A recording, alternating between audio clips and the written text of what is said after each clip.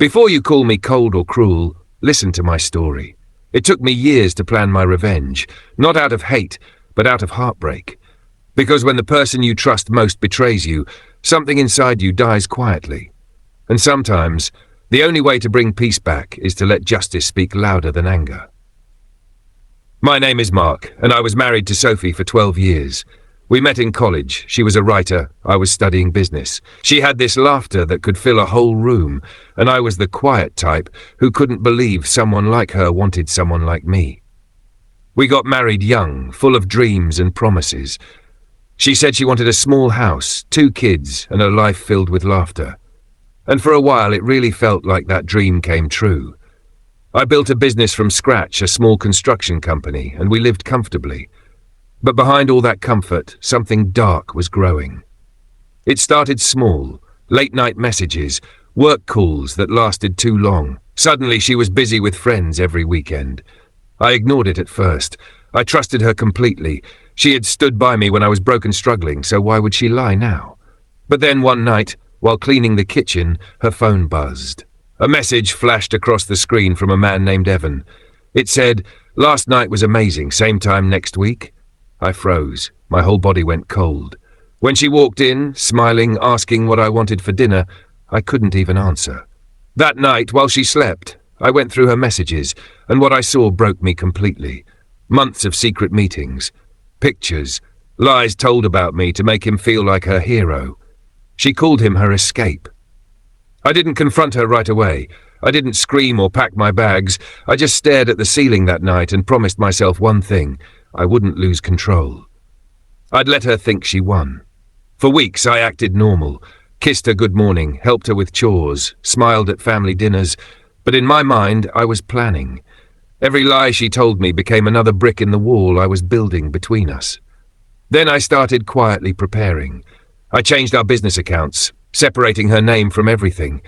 I gathered proof of her affair, screenshots, photos, even audio recordings from our home camera system. I spoke to my lawyer, pretending I was just updating documents. Sophie had no idea. 2 years passed. I let her live freely, thinking she'd gotten away with it. She even started bragging to her friends that she had the perfect marriage. Meanwhile, I was documenting every bit of her betrayal.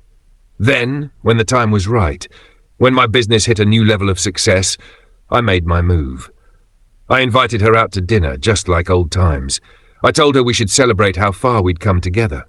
She smiled, dressed up, and looked like the woman I fell in love with. For a moment, part of me wished it wasn't all fake, but the truth doesn't disappear just because you want it to. Halfway through dinner, I handed her a folder.